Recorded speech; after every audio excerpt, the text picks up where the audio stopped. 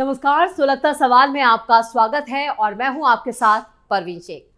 America के नए राष्ट्रपति के तौर पर डोनाल्ड ट्रंप ने शपथ ली है और शपथ लेते ही उन्होंने जबरदस्त धमाका कर दिया है, चाहे वो बांग्लादेश को लेकर हो या फिर सऊदी अरब को लेकर, जिसके बाद कई तरह के सवाल सुलग रहे हैं। क्यों बांग्लादेश को लगा झटका? ट्रंप की चाल से कैसे पस्त हुआ बांग्लादेश? सऊदी अरब को लेकर क्या लिया फैसला? कैसे उभर पाएंगे बांग्लादेश सऊदी? अमेरिकी राष्ट्रपति डोनाल्ड ट्रंप के इंपोर्ट टैरिफ फैसले ने वैश्विक व्यापार जगत में हलचल मचा दी है। खासकर बांग्लादेश की गारमेंट इंडस्ट्री के लिए ये एक बड़ी आफत बनकर उभरा है। बांग्लादेश अमेरिका को बड़ी मात्रा में कपड़े और गारमेंट्स की आपूर्ति करता है और अब जब अमेरिका ने इन उत्पादों पर टैरिफ लगाने का फैसला लिया है तो बांग्लादेश की अर्थव्यवस्था को गहरा धक्का लग सकता है। हालांकि इस संकट के बीच भारत के लिए नए अवसर पैदा हो सकते हैं। डोनाल्ड ट्रंप की तरफ से घोषित किए गए इस फैसले के मुताबिक अमेरिका दूसरे देशों से आने वाले उत्पादों पर अतिरिक्त टैरिफ और टैक्स लगाएगा, जिसका बांग्लादेश की गारमेंट इंडस्ट्री पर सबसे ज्यादा प्रभाव पड़ेगा, जो अमेरिका को अपना सबसे बड़ा निर्यात बाजार मानती है। ध्यान रहे कि सन 2022 में बांग्लादेश ने अमेरिका को 11.7 बिलियन डॉलर का गारमेंट्स निर्यात किया था और इस फैसले के बाद गारमेंट्स फैक्ट्रीज में चिंता बढ़ गई है, क्योंकि इससे उनकी आर्थिक स्थिति पर बुरा असर पड़ सकता है। बांग्लादेश की अमेरिका पर निर्भरता हर साल 15% की दर से बढ़ी है। साल 2017 में जहां बांग्लादेश ने 5.84 बिलियन डॉलर का निर्यात किया था, वहीं साल 2022 में यह आंकड़ा 11.7 बिलियन डॉलर तक पहुंच गया था।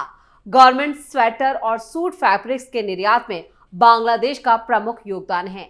लेकिन अब ट्रंप के इस फैसले के बाद बांग्लादेश की गारमेंट इंडस्ट्री की वृद्धि रुक सकती है और फैक्ट्रीज बंद होने के कगार पर पहुंच सकती है। भारत के लिए ये एक बड़ा मौका हो सकता है।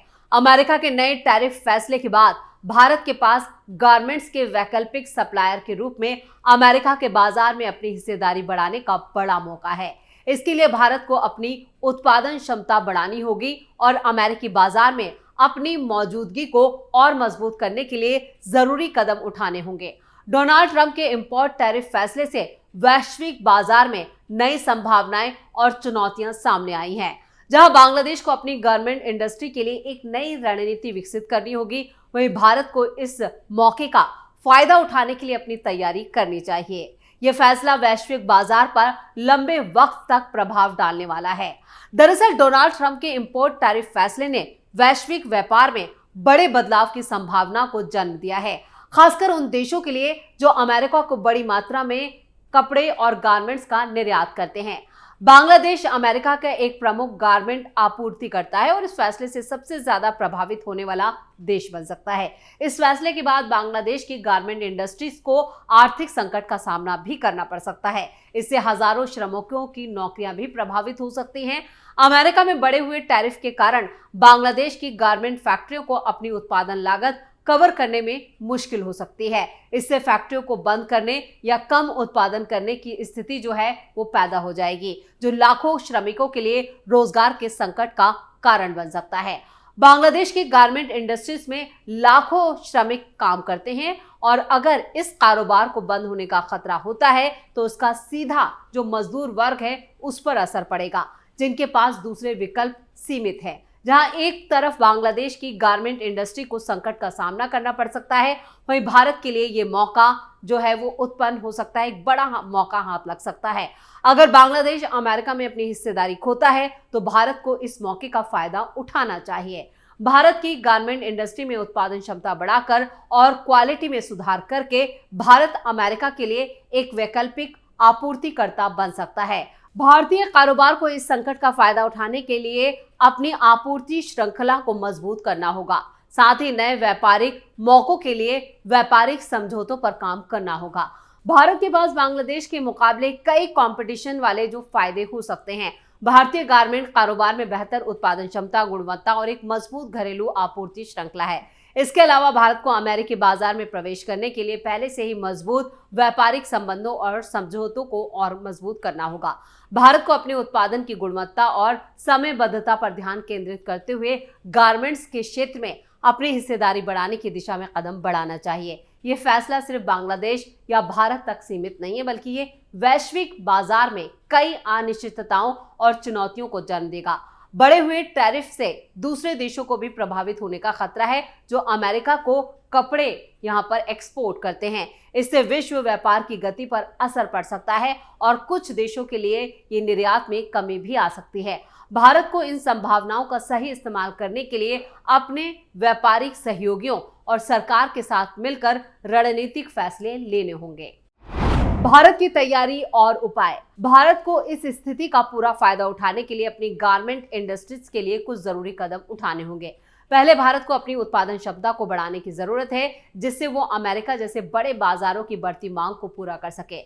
इसके अलावा भारत को फैशन और डिजाइन के क्षेत्र में नवाचारों को बढ़ावा देने की भी जरूरत होगी, ताकि अमेरिकी उपभोक्ता के बदलती रुचियों को पूरा किया जा सके। साथ ही भारत को अपने श्रमिकों की ट्रेनिंग और कौशल विकास पर भी ध्यान देना होगा, ताकि वो वैश्विक मानकों के अनुरूप काम कर सके।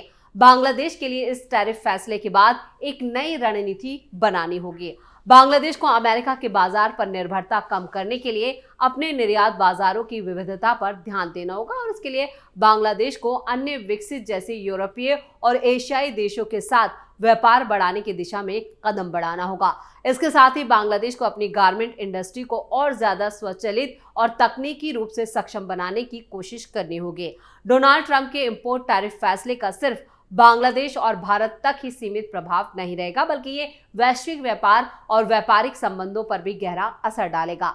देशों को अपनी निर्यात नीति और व्यापारिक रणनीतियों को फिर से समझने और लागू करने की जरूरत होगी। यह फैसला वैश्विक आपूर्ति श्रृंखलाओं को प्रभावित करेगा और देशों को अपनी अर्थव्यवस्थाओं को संतुलित रखने के लिए नई रणनीतियां अपनानी होंगी। बहरहाल, डोनाल्ड ट्रंप के इंपोर्ट टैरिफ फैसले के बाद बांग्लादेश के लिए संकट और भारत के लिए अवसर उत्पन्न हो रहे हैं। दोनों देशों को अपनी रणनीतियों को नई दिशा देने की जरूरत होगी और यह फैसला वैश्विक व्यापार के भविष्य को आकार देने में महत्वपूर्ण भूमिका निभाएगा।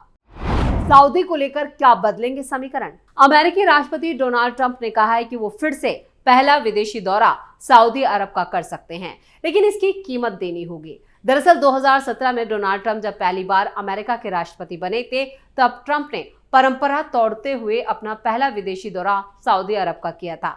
दरअसल ट्रंप के पहले करीब सभी अमेरिकी राष्ट्रपति कनाडा या फिर मैक्सिको को पहले विदेशी दौरे के लिए चुनते आए थे। ट्रंप ने अपने ओवल ऑफिस में एक रिपोर्टर से कहा कि 2017 में पहले विदेशी दौरे के लिए सऊदी अरब को इसलिए चुना था क्योंकि वहां से सैकड़ों अरब डॉलर का जो बिजनेस डील है वो हुई थी। ट्रंप ने कहा कि सऊदी अरब 450 अरब डॉलर की कीमत के अमेरिकी उत्पाद खरीदने पर राजी हुआ था, इसलिए मैंने पहला दौरा सऊदी अरब का किया था। मैं फिर से सऊदी अरब का पहला दौरा कर सकता हूं, लेकिन उन्हें अमेरिकी उत्पाद खरीदने होंगे। अगर सऊदी अरब 450 या 500 अरब डॉलर की बिजनेस डील के लिए तैयार होता है तो मैं फिर से वहां जा सकता हूं। ट्रंप की इस टिप्पणी पर अरब की मीडिया से पूछा जा रहा है क्या अमेरिका इस बयान को लेकर गंभीर है, लेकिन एक बात तो साफ है कि ट्रंप की नीति में अमेरिकी कारोबार और अर्थव्यवस्था सारी चीजों से ऊपर है। अमेरिका और सऊदी अरब के संबंध जो बाइडेन के कार्यकाल में बहुत अच्छे नहीं थे, बाइडेन ने वॉशिंगटन पोस्ट के स्तंभकार जमाल खशोगी की हत्या को लेकर सऊदी अरब के क्राउन प्रिंस की आलोचना की थी। दूसरी तरफ ट्रंप के कार्यकाल में सऊदी अरब और अमेरिका के संबंधों में गर्मजोशी देखने को मिली थी। ट्रंप के दामाद जैरेड कश्नर और सऊदी अरब के क्राउन प्रिंस मोहम्मद बिन सलमान की दोस्ती भी सुर्खियों में रहती थी। सऊदी के तेल की अब जरूरत नहीं। इस बार डोनाल्ड ट्रंप को जीत मिली तो इजरायली प्रधानमंत्री बेंजामिन नेतन्याहू ने उनके स्वागत में कोई कसर नहीं छोड़ी थी। नेतन्याहू ने इस जीत को इजराइल और अमेरिका की दोस्ती की जीत करार दिया था। खाड़ी के देशों ने भी ट्रंप की जीत का स्वागत किया था। वहीं ईरान ने कहा था कि उसे कोई फर्क नहीं पड़ता है कि अमेरिका में कौन राष्ट्रपति बन रहा है, क्योंकि ईरान और अमेरिका के संबंधों में कोई बदलाव नहीं आएगा। ट्रंप के पहले कार्यकाल में सऊदी अरब और यूएई यमन में युद्ध में उलझे हुए थे। ऐसे में दोनों देशों के संबंध ईरान से बिगड़े हुए थे, लेकिन अब खाड़ी के देशों ने अपनी विदेश नीति बदल ली है। अब सैन्य हस्तक्षेप के बदले खाड़ी के ये देश ईरान से वार्ता को प्राथमिकता दे रहे हैं। खाड़ी के ये देश अपने संबंधों को अमेरिका तक ही केंद्रित नहीं रखना चाहते, बल्कि बहुध्रुवीय दुनिया की वकालत कर रहे हैं। मध्य पूर्व में अमेरिका की भूमिका को ये देश अब शक की नजरों से देख रहे हैं। 2021 में ट्रंप के सत्ता से बाहर होने के बाद सऊदी और यूएई के संबंध चीन से भी गहरे हुए हैं। ऐसे में ट्रंप के आने के बाद दोनों देशों को चीन और अमेरिका के बीच संतुलन बनाना आसान नहीं होगा। पिछले कुछ सालों में खाड़ी के तेल उत्पादक देशों ने चीन से कारोबारी और तकनीकी संबंध मजबूत किए हैं। यूएई तो चीन के दबदबे वाले गुड ब्रिक्स का सदस्य भी बन गया है। सऊदी अरब को भी ब्रिक्स में शामिल होने के लिए आमंत्रित किया गया था, लेकिन अभी तक वो सदस्य नहीं बना है। हालांकि सऊदी अरब शंघाई कोऑपरेशन ऑर्गेनाइजेशन यानी एससीओ का डायलॉग पार्टनर बन गया है। एससीओ भी चीन के दबदबे वाला गुट है। यानी कुल मिलाकर पूरी तरह से बांग्लादेश और सऊदी अरब को झटका लग रहा है। आपका क्या मानना है इस रिपोर्ट को लेकर? कमेंट करके अपनी राय जरूर दें। फिलहाल के लिए इतना ही। बाकी खबरों के लिए आप देखते रहिए कैपिटल टीवी। नमस्कार।